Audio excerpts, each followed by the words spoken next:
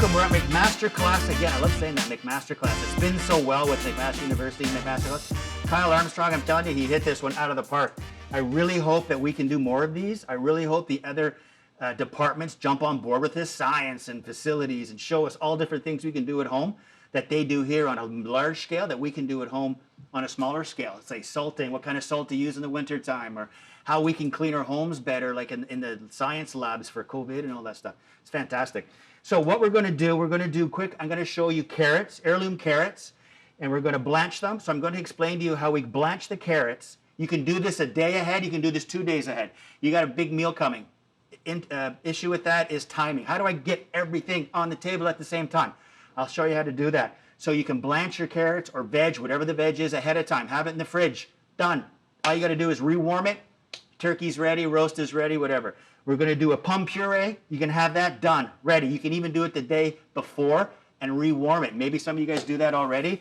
It's all about how much liquid you add to your starch so it doesn't get like glue and like mortar.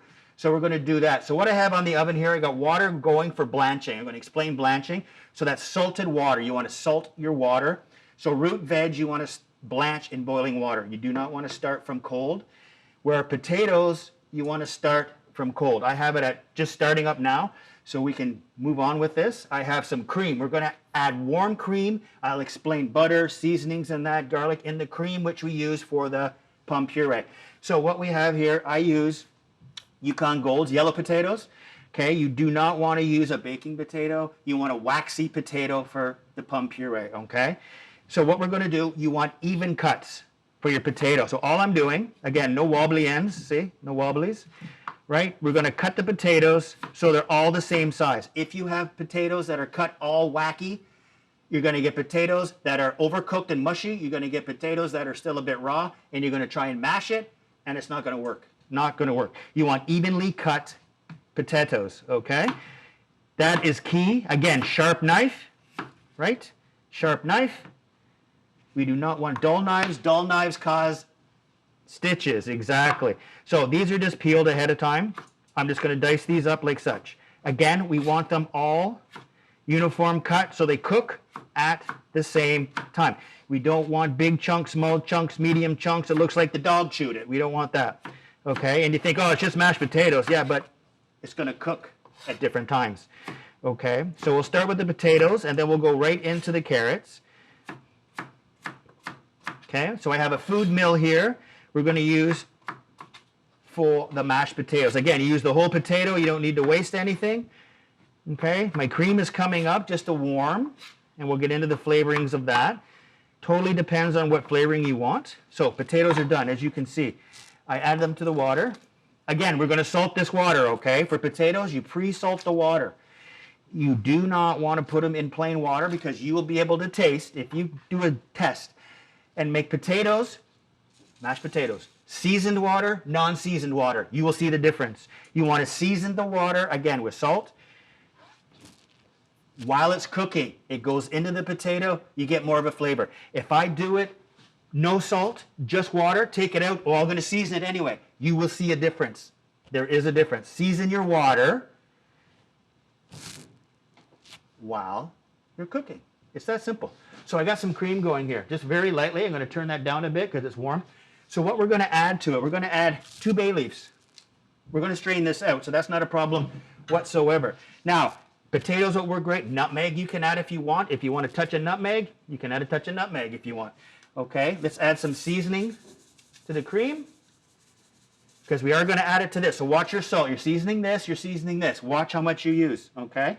Now, a lot of people like garlic plum puree, right? So garlic cloves, bang it, bang it, bang it, bang it, flat knife, flat, bang, bang. Don't turn the knife up or you're going to have a problem, okay? So what you can do, you can buy them peeled if you'd like, totally your call. Right? It's best to use the whole clove. Okay, like such. You're just going to pop the skins off. You're going to put them in. If you like the garlic flavor, if you don't like it, don't add it in. Okay, you can add fresh herbs to this. Rosemary, thyme. You can cut up chives and add it in later. You can cut up scallions and add it in later after the mash is made. Okay, so we got this going as such. Garlic in.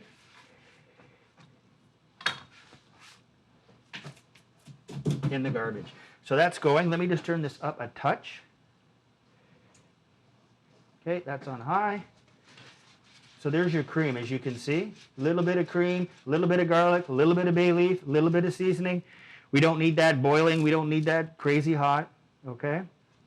That's on low. I have the water going for the carrots, and I have the potatoes going full blast. So we have carrots here. Heirloom carrots. We have, people call it a red carrot. Some people call it a purple carrot.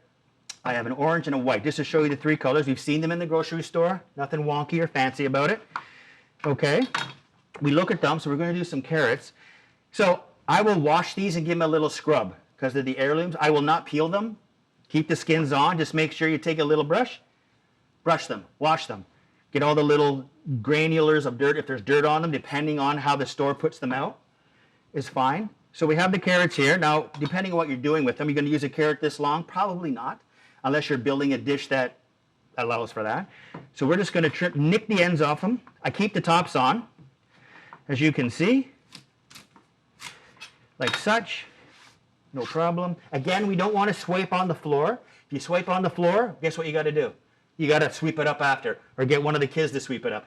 So clean as you go, right? Sweep off the board into the garbage. So sometimes there's a touch of dirt you can see on the very tops where the root is, where it grows. Sometimes if you want, just take a little knife and you can clean the dirt off the tops, right? Some people are picky about that. Some are not. Some really don't care, right? So I'm just taking this and cleaning the tops off as such, okay? Potatoes are going. I got water boiling. The cream's warm. We're moving forward, okay? So I just nicked the tops off those. Again, swipe into garbage. So I'm going to cut these a bit just because, A, look at the size, they're too long, and I wanted to show you the different sizes, okay? So I'm going to cut these according, right, the three different colors. So if you're going to blanch one of these purple carrots or red carrots, depending what you call it, this has a yellow inside, so it's like a hybrid carrot. You don't want to blanch them with carrots that are white, some of the white carrots you get, or the yellow carrots, because the color will leach from the purple or red into your yellow. So you want to blanch them separate. I just want to explain that. Okay, so I'm going to blanch the yellow and the orange. You can do together, that's fine. It's the red ones that can throw a bit of twist into it. So what I'm doing, you watch your sizing as well. Okay, so I have the two smaller ends and the two bigger ends. So obviously we can put them in, but we're going to pull the smaller ends out first. Or if you want to do them separate, you can do them separate. Totally up to you. These I'm going to put on the side because I wanted to just explain the red, how it can leach in. Salted water, again, we want to add salt to that water because we're going to add flavor to it. It's going to bring out a bit of color as well. Again, salt draws out. Potatoes are simmering here. We're almost ready. And I'll show you how to test those. We have the cream here. So blanching, we're talking about the day before. So you're doing glazed carrots, say, and for Thanksgiving or whatever a special meal is, or just a regular meal, do them a day ahead. We're going to blanch these. I'll show you how to test them.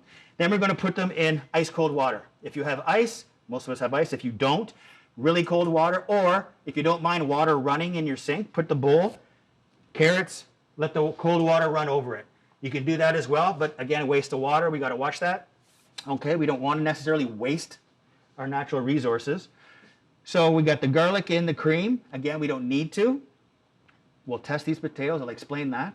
And you can blanch this. So you can blanch these, chill them in the water for, say, 10 minutes. Take them out, peel them. They're chilled, good. Wrap them up, put them in the fridge. You're laughing. They're done for the next day. All you got to do is warm them up. Say you're doing Brussels sprouts. You can blanch your Brussels sprouts, cut them in half, take the core off, blanch them, take them out, chill them, done. In the fridge, ready. Next day, rewarm. The veg can be done the day ahead. You don't need to do it all. This is how your timing works. So you got your roast beef going, it's pulled out, it's resting. Your veg is already cooked. You just got to toss it in a pan with, is it butter, sugar, brown sugar, maple syrup, whatever you're glazing with, right? Maybe just butter for Brussels sprouts. Maybe you're roasting them. The squash, say you're doing squash, you can, if it's a puree, you can make it the day ahead, rewarm it, right? Seasoned, done, ready. Chilled, obviously, you want to put chilled food in your fridge. You do not want to put hot food in your fridge. It will bring the temperature of your fridge down. Therefore, everything in your fridge could be damaged because you're adding heat to a cold space, and the fridge has to work overtime, right? You can see when you put something warm in the fridge, all this smoke comes out. You want to chill it, and to chill it, you want it more on a sheet pan. If I can show you this, You want large surface. So something will chill quicker on a surface like this than if I have piled in a bowl, because the air takes time to get in. If I do it here, chilled. Then put it in a container, wrap it in the fridge. That's just a little tip on don't put hot items in your fridge to cool down. You want to cool them before they go in, because your fridge just works overtime. Unless you're lucky and you got a blast chiller at home, but we don't really have those because they're about $60,000 a crack. Okay, so what we can do here, I'm just going to check these are still, I can feel them just by experience and know they're not ready yet, because I can feel the firmness on the potato just with the spatula. Okay, carrots aren't quite done. Even the smaller ones aren't quite there yet. So what we'll do, and maybe you guys know this, I'll take the carrot out, I'll take a knife and just do a little test to see if there's any resistance. Okay, and then we'll chill them right away, and they'll be ready for the next. And we're gonna use these products, these carrots and plum puree, with the next dish we're gonna do, and I'll explain that next dish later. But I want to show you how you can do them ahead of time, and then bring it together as one dish. And you're not spending all day in the kitchen. Oh, I'm doing all this work. Especially if you're not used to it. You have to be able to time. Time management is huge in the kitchen. Myself and my chefs, we always work on time management, especially when we're doing larger functions or when students are coming in. It's all time management. Wage is high. We got to get the most out of what we can. So time management is huge. Okay? You got to remember that. And your own time at home. You want to spend time with your family. You don't want to spend the whole time in the kitchen. Meanwhile, you got your family over or friends over, and you're stuck in the kitchen, and your wife or husband, whatever, your partner is out entertaining. You want to mix in. But the good thing is we all know everybody wants to be in the kitchen. Everybody wants to spend their time in the kitchen. Where do they all migrate to the kitchen. So in my head, that's where you get your house, which is open concept, which is all kitchen, then you're laughing because everybody's in the same space. That's my opinion anyway. So I'm just going to check these carrots, okay?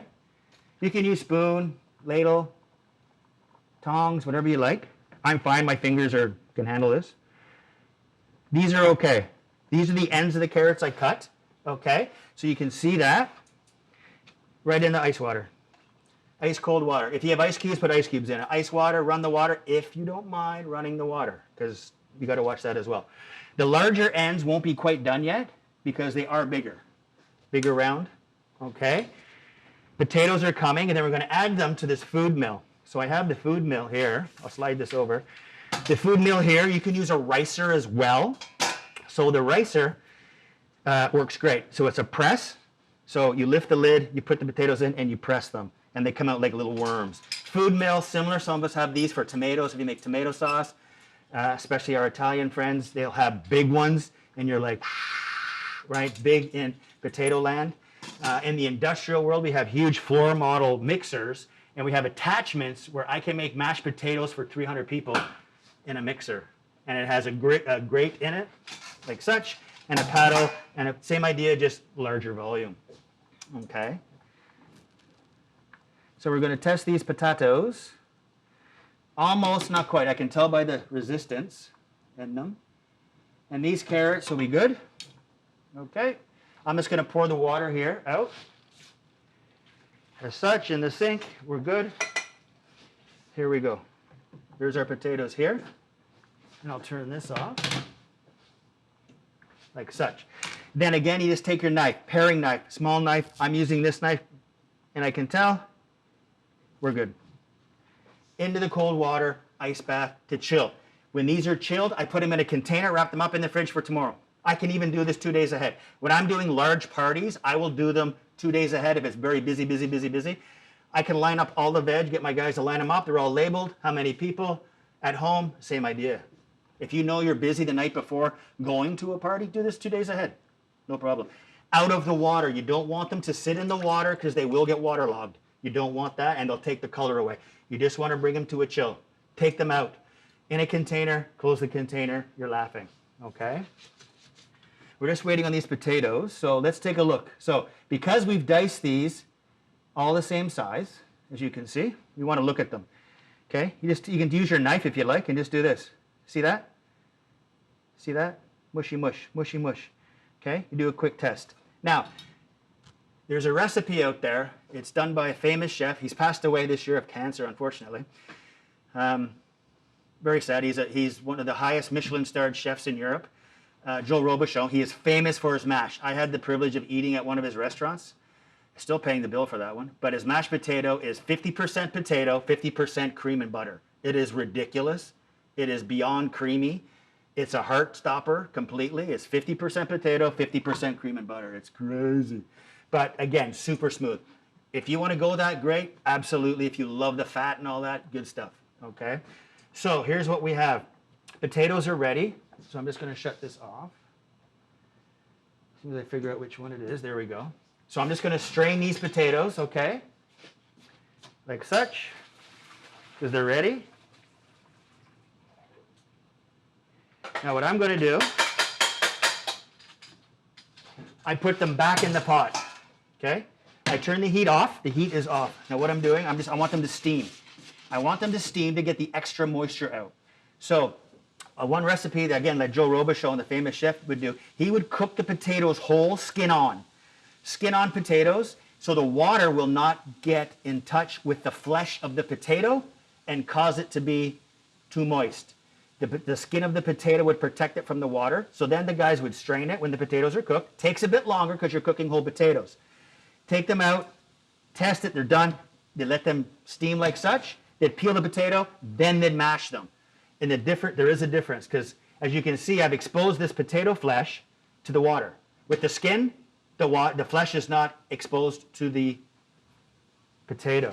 So I'm just going to, you can see the steam coming off this, a little shaky, shaky, shaky. I want them to steam a bit, okay? Nothing difficult. I have no heat on, no heat whatsoever, okay? Steam, steam, steam, bang, bang, bang. You can see it, it's starting to break, starting to go, okay? We don't waste anything, do we? Not at all. Bang, bang. So what we do here now, we're going to add it to the food mill, okay? Or a ricer. If you have a ricer, fantastic, okay? Actually, I'll put this over here, okay? You do not want anything on your cutting board but food if possible.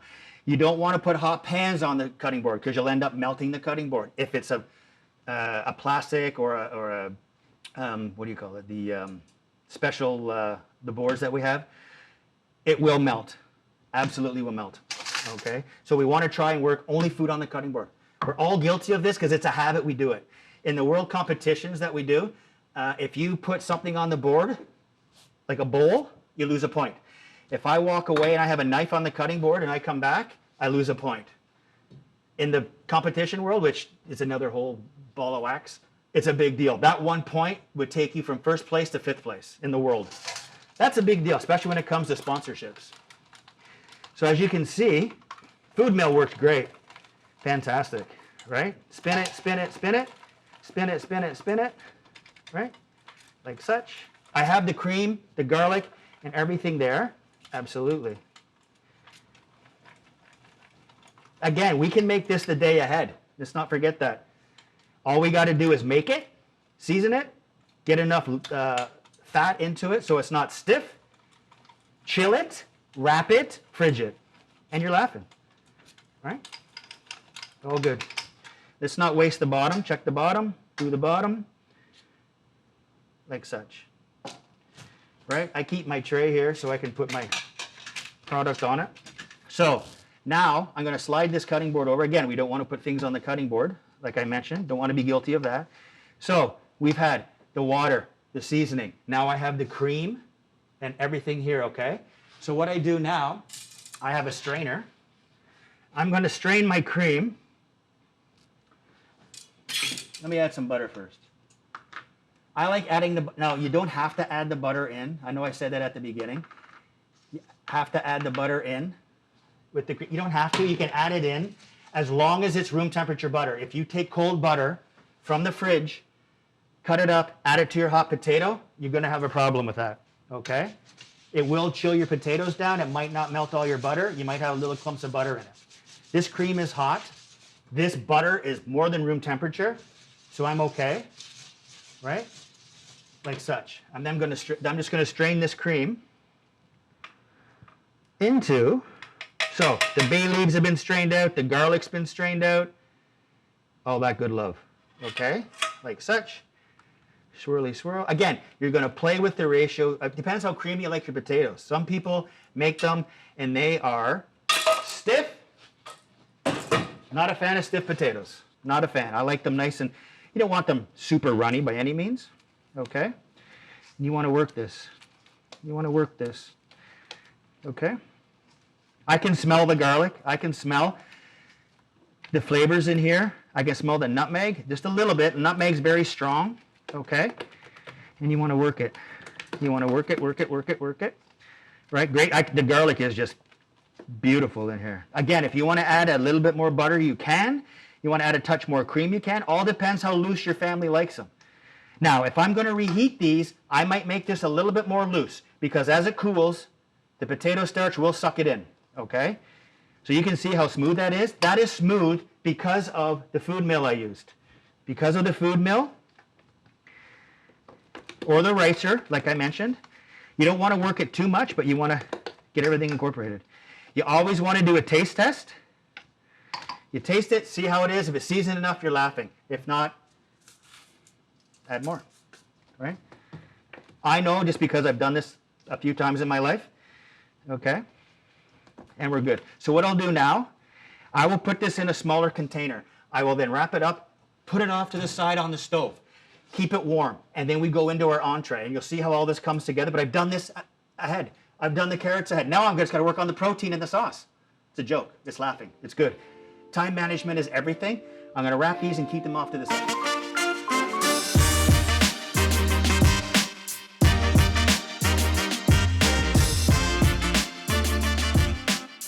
Okay, here we are, masterclass again. Fantastic. I hope you liked what we've done so far in the other episode. It's great to do this. So now what we're going to do, I'm going to bring together what we talked about carrots, about plum puree or the mashed potato, how we bring this together, which we've done ahead of time. So to show you, you can do this ahead of time. So now what we have is a lamb rack. We're going to do a lamb dish.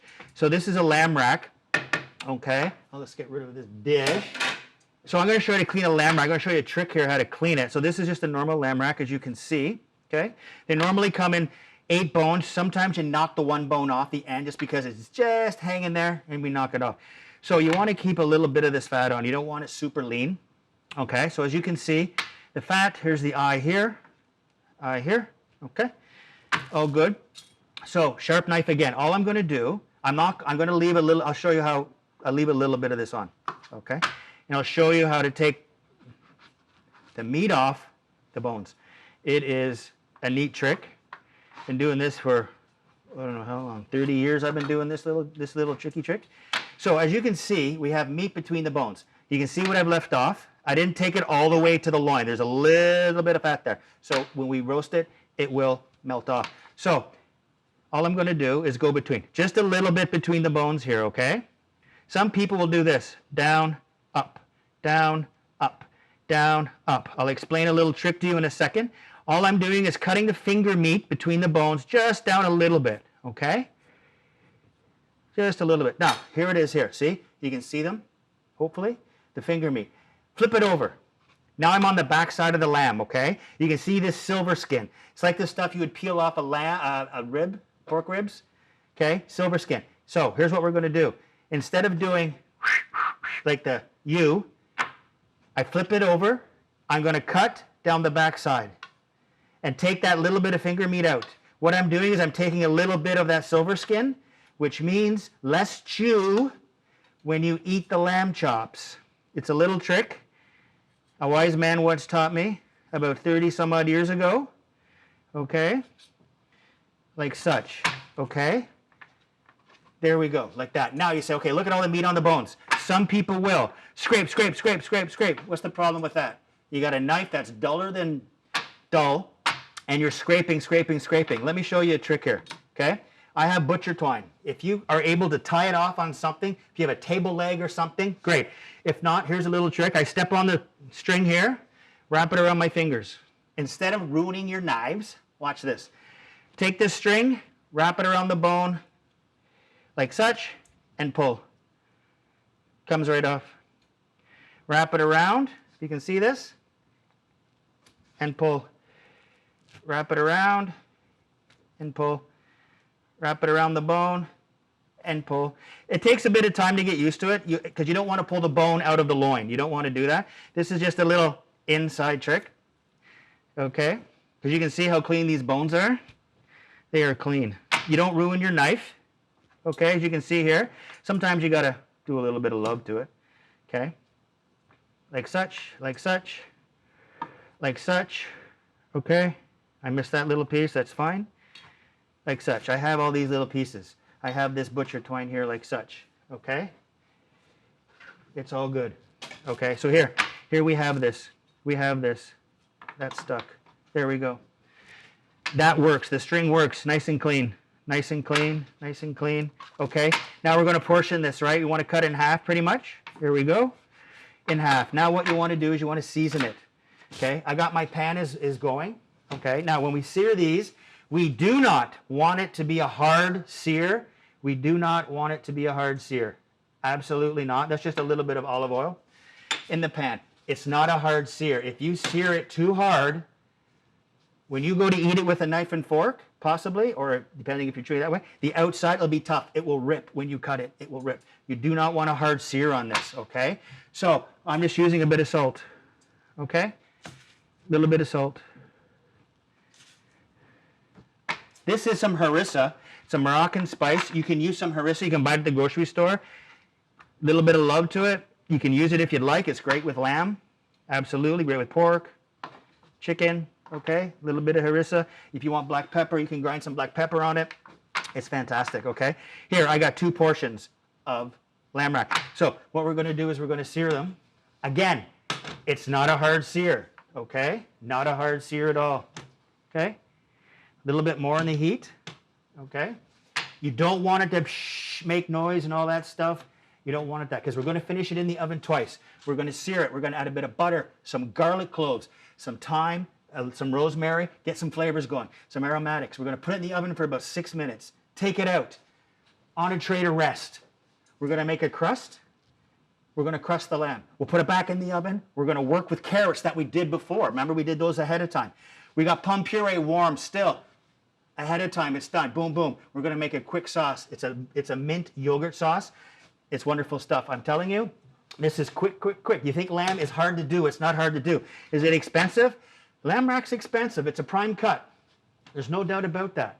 If you can get used to working with non-prime cuts, so cuts that you have to, say, moist heat, braise, as such, go with that. They're cheaper cuts. You just learn how to work with them, okay? So you can see here, I'm not killing this. It's not hard heat, okay? I got sizzle. If you can pick that up, it's a bit of sizzle. It's not hard. It's very light. I will show you how light it is because I will show you the color, okay? All we're going to do is wipe off. If you have a seasoning tray, you can use a seasoning tray to season your meats if you like. Therefore, you wouldn't have to do what I'm doing here and wiping it down. Again, I'm wiping into a garbage can. I am not wiping on the floor, so you have to clean it up later. Therefore, it's double the chore. So we can see this. I'll move this pan so we can see this better, okay? Not a problem. So again, I got my carrots we'll deal with later. A crust we're going to make when this is in the oven. So you can see we got some sear. I can smell this through the COVID mask. The spice, the harissa, you can see how this is. See how light sear that is? That's a light sear. We're going to sear it on the backside on either end, okay? We're going to throw a little bit of butter in here, okay? We want to work that butter. A little bit of butter, okay? That's going to melt, and we're going to get some action on this. Then we're going to throw in some garlic cloves, right? We want to get this action. Good. Garlic cloves. Those are just peeled garlic cloves, whole, okay? We're going to get some smell. We're going to get some real good stuff going. I'm going to add some of the herbs to it as well, okay? So you can see the sear. It's not a hard sear. I'm resting it up against the back of the pan, right? The AMT pans, the heat is consistent all around the entire surface of the pan. There are no cold spots. It's almost like a cast iron pan,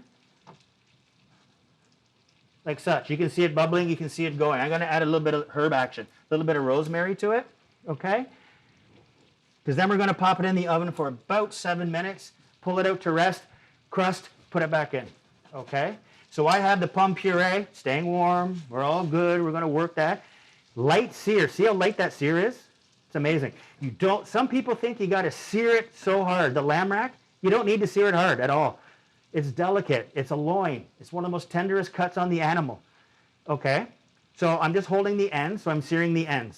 As you can see, I'll show you here. Searing the ends like such. It does not need to be a hard sear on the lamb. I keep repeating this because I've seen so many cooks. The pan's on, the lamb's in, they're doing 3-4 racks at a time, and it is dark, it's seared. You'll rip the meat. When you go to cut it, you will rip the meat, totally. Now I'm just going to stand them up like such, okay? So we got some butter, some garlic, some rosemary. I'm going to add a touch more butter on that, okay? A little bit of thyme. So I got thyme growing here. I'm going to add a bit of thyme to this, okay? Sans the dirt. We're going to use these herbs. You'll see in a second why. We're just going to use it to help protect the meat. Okay? So you can see here. You can see here. See here. See here. Like such. It's all good. Okay? And we're going to pop this in the oven. So what we do is use a little bit of the herb action on top. Right? You can see the butter. I can smell this. I don't know if the camera guys can smell it or not. But I can smell this through the mask. It's unbelievable. Seriously. So you can see that. Like such, okay? You just want a little bit of basting, nothing too much, just a little bit of love, okay? Like such, like such, like such.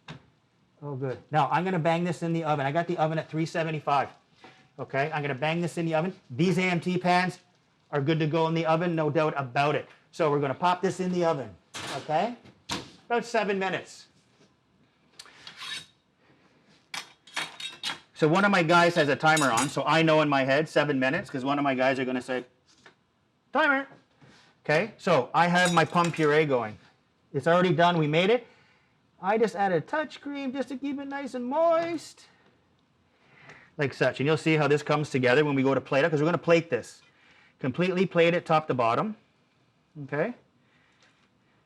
It's fantastic. Okay. Like such. You can see how loose that is. That's pretty loose. You don't want it much more than that.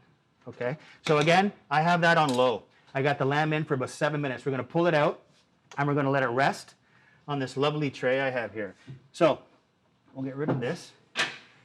Okay? We got our spices. Now we're going to make a crust.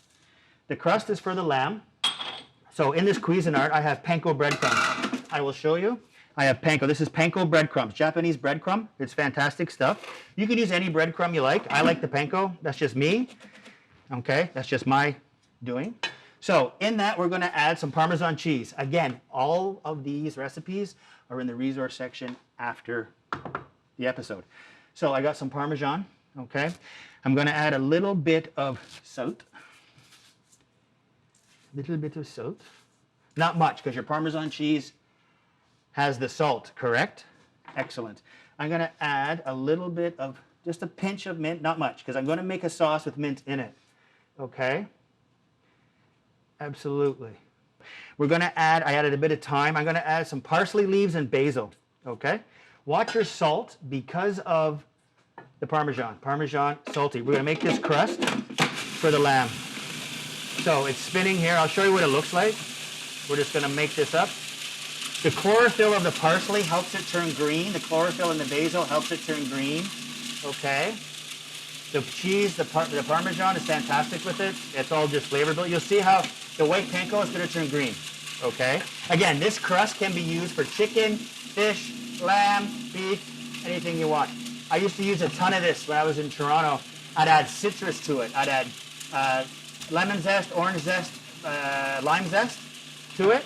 And you put it on chicken. Your chicken, when you roast it, smells like it smells like a bloody orchard. No joke. So the lamb's in the oven. Again, we said about 7 minutes. Then we're going to pull it out and let it rest. And you'll see how we're going to crust it with some Dijon mustard, and this breadcrumb. Okay? And I'll show you this breadcrumb. Look at this. You can see that breadcrumb. So that went to a green. Okay? Beautiful green color. Okay? Like such. So again, now through this COVID-19 mask, I can smell the herbs. I can smell the Parmesan. I can smell It's fantastic. Again, biggest thing we want to work with. Let's try and work clean. We got to work clean. Working clean is important, okay? So the crust is ready. I have some Dijon mustard here, okay? Crust is here. We're going to crust the lamb over there. My puree is staying warm. We haven't worked the carrots yet, because why? We did them the day before. The carrots, we just work in the pan, bang, done. You're not spending days in the kitchen while your people, your friends, family, if you're trying to impress somebody, if you're on a date, whatever it may be, you're not spending the whole bloody day in the kitchen getting ready for it, okay? So the time, I can smell the lamb actually cooking. So we'll test that out for sure. I'm going to make a sauce. So it's a mint yogurt sauce, okay? So we're just going to pick some mint. I just have this live mint here. Again, it can be the stuff from, obviously, you buy in the store. If you're lucky and you can grow the mint at home, fantastic. Just keep in mind when you grow mints at home, it is like weeds. Mint grows like weeds. So I'm going to pull the lamb out. Okay, that's about 7 minutes. I can smell this. It's unbelievable. The guys are going to smell it here in a second when they see this. So you can see this, how this herbs and garlic help protect it. It didn't damage it. It didn't like, oh my word, look at this. We burnt it. Nothing like that. So that's still rare, okay? We're going to let this rest. I'm going to hold the pan. I'm going to still use the pan. Don't forget, these pans go in the oven. The AMT pans go in the oven up to 400. They're fantastic. And again, you can change the handle to a metal handle. You saw those on the first episode. You can have these other handles like such, all oven ready. So these racks are sitting there. Just wanted to show you the pan because we're still going to use this pan, okay? So I'm going to brush this off because why? We're putting a crust on it, aren't we? Absolutely we are. But we still want those flavor builders in the pan because we're going to put this back in the pan. We're going to put it back in the oven. We're going to let it rest and cut and you'll see the color. And we'll add it to the potatoes and we will definitely add the veg and the sauce. So I have some mint, okay? Mint. I picked the mint. You saw me pick the mint. So what kind of cut are we going to use on this mint? Like the basil, chiffonade. Boom, boom, boom. Keep the fingers tucked in. We don't want to lose a finger, thumb, fingertip, especially at this time because we all know what happens. You go to the hospital and you're waiting. By yourself, nobody with you. Zombie apocalypse. I'm telling you, not a good thing. I got yogurt. This is just plain yogurt, okay? Boom. In with the mint. You don't need a ton of it, just a bit, okay? We're going to stir that in, okay? The mint yogurt works well. Why? Because we have harissa on the lamb rack. It's that Moroccan spice. I'm going to use a pinch of salt, okay? Little pinch. So I'm going to keep this off to the side because here is our sauce, okay? Instead of making a brown sauce where you got to roast bones, make a stock, reduce the stock, that can take hours, no joke. Nothing wrong with a cold sauce, especially with lamb. Look at the Greeks. The Greeks tzatziki. It's like unbelievable sauce. It's simply garlic, yogurt, lemon juice, cucumber. This one is strictly mint and yogurt. A little pinch of salt, like I said. Fantastic, unbelievable. This we put onto the side. I was going to get to it. Now what we're going to do, I'm going to bring this tray over. We're going to crust this lamb. Okay, I'm just going to move this over a bit because again, we try not to keep stuff on the cutting board. Try to. Okay. So you can use a brush, back of a spoon. Okay. Dijon mustard only. This is just Dijon mustard. Okay. Like such. All over. 1, 2. Okay. Dijon mustard. All over the rack. Okay. On the ends. All over. Not on the, you don't need to do the bottom. Okay, it's just going to rest on the bottom. Okay, it's going to come off anyway. Okay, Dijon mustard. That's what that was. Okay, not a problem. Now, we do the crust. Okay, we have the pan. We're going to go back into that pan. So look at this crust. I'll show you. Just like this. Okay. The crust you can put in a Ziploc bag. Keep in the freezer. Done. So we're going to put that back in the tray to finish cooking. Okay, the Dijon, the crust. Look at that crust, it's beautiful. Look at the green color. Pat it in, pat it in, pat it in. Right? The mustard, as we know, goes fantastic with lamb. Bang, bang on both ends. Okay? Okie dokie. Like such. I'm going to put this back in the oven. This will go back in the oven for at least 7 to 8 minutes, depending on what doneness you want. If you want something that's done well done, you eat lamb well done, First of all, good luck, right? Well done, lamb. That's not great. But everybody has their choice. I am not judging the choice. Goes back in the oven. So you can see I'm using the same pan. I got the herbs, the garlic. Crust is on. I go back in. 375. About, again, 7 to 8 minutes. Okay, again, let's work clean. So I need to clean a little because a little bit dirty. I'm not perfect, trust me. Okay, you don't need to be perfect. If you try to be perfect, you'll drive yourself insane. Okay, that just goes with life. You try the best you can. Your guests like your food, you're good. It's trial and error. We all make mistakes. Without making mistakes, you can't learn. That is something I learned a long time ago. You have to make mistakes for your journey. Mashed potatoes, plum puree, ready to go. It's done. I have them off to the side, waiting. Heat's off. Move on. Now what we're going to do a little bit of carrot action here, okay? So here's what I've got set up there, clean. In the pan, I'm going to put a touch of butter. My son calls it butter. Using an AMT pan again, great pans. Wonderful. A little bit of butter. Okay. As you can see, a little bit of brown sugar. It's just slight glaze. Nothing drastic. Okay. We got our salt. We'll add that after. We're going to let this melt. We're going to let the sugar melt with the butter. Again, we got the timer on for our lamb. Okay. So you want to look at lamb resting. You want to rest the lamb. Why do we rest the lamb? Why do we rest meat? We want the juices. You guys know this. You get the juices when you come out of the oven, like a roast. Let it sit like a turkey, like a prime rib or a roast at home. You pull it out of the oven, your husband or wife come by, cut a piece off, you see it bleeds out. You want to let it sit for at least, the size of the meat depends on the size, the time. So if you're looking at it, say a prime rib or a turkey, you want it to sit at least a half an hour. Just let it absorb the juices back in. It will make a difference, trust me. If you cut it right away, you'll see your cutting board is covered in juice or blood, depending on what is the animal you're playing with. So the lamb, you want it to rest. So we're going to let it rest after we pull it out. Why is that? Because it will absorb up all the juices, and when you cut it, you'll see the color. If we were to cut it right away, it would bleed out on your cutting board. So resting is important. For a lamb rack like that, let's let it rest 5 to 7 minutes. Okay? 5 to 7 minutes, we let it rest, and then we can cut it. Right? So keep that in mind. You want it to rest. So if you want it medium rare, when you rest a piece of meat when it comes out, it will jump 8 to 10 degrees on you. So if you're saying, okay, I want it at 130 degrees or 135 degrees, it could jump 10 degrees on you. So you got to play with that, okay, when you let things rest, right? So we'll pull it out. We'll let it sit in the pan and rest. Okay, I got this going for my carrots. I have my potatoes are warm, okay? This is on.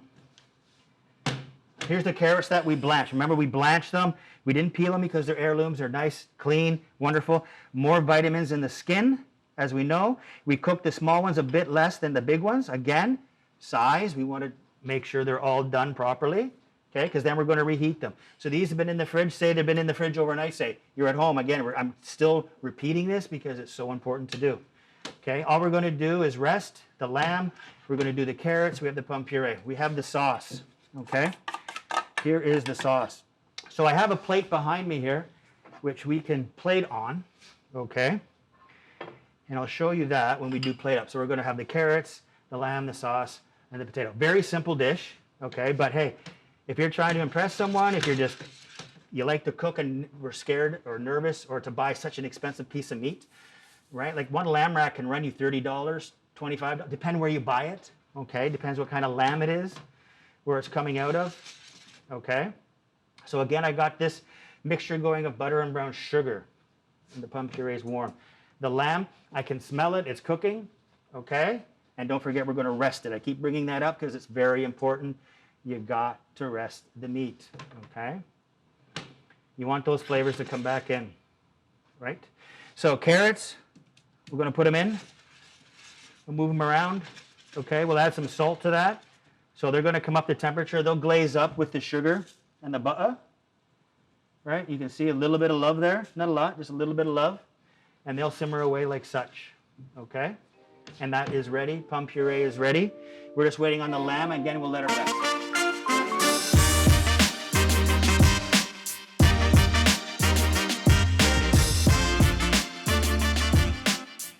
Again, we've rested the lamb, we put it back in, we crusted it, we've done all that. The carrots are glazed. I can move that to see that. Potatoes are ready, sauce is ready. I have my plate. Here's my plate. Nice plate, beautiful plate, okay? And we're gonna pull that, right? Just to keep that warm. As you can see, in the pan, crusted, nice, ready, okay? So we're just gonna do a quick plate up. Again, doesn't have to be off the charts. Doesn't have to be, you know, totally up to you. We can get into plating. That's a whole other world. If we're going to plate, whole other world, okay? Got some carrots, okay? Nice and glazed. No big deal. Okay? Excellent. Sweet. You got the sweetness of that. Okay? If you want, with these carrots, you can add a cinnamon stick. You can add a star anise. You can throw those in while you're doing it, while your butter and your sugar, brown or white, I use brown, sugar are in the pan. Throw one piece of cinnamon stick. Throw a piece of star anise in. Swirl it around. Those flavors will work with the harissa. Those flavors will be great with the carrots. Okay? You can see that straightforward. Nothing fancy smancy on the plating. Okay? We need a bit of sauce. Okay? Again, just a bit of sauce like such, and we'll leave room for our lamb here. Okay, we have some Malden salt, which is great, a finishing salt, okay, handcrafted. We can sprinkle a little bit of that on the lamb rack when we cut it up, okay, on the cut pieces, as you can see here, okay. So again, we cut, we have to let it rest, need to let it rest, which we did, as you can see. So here's the lamb, a little bit of the Malden salt, okay, just a touch, okay. You want the bones to go the same way, okay? So follow where the end piece is, right? So we can do this, right? We can do this. We can do this, which is perfectly fine, like such. No big deal. Straightforward plate. So look at that. That's lamb. That didn't take long at all. The carrots were done before. The puree was done. Sauce is quick. Look at that. There you go. Done. Lamb rack.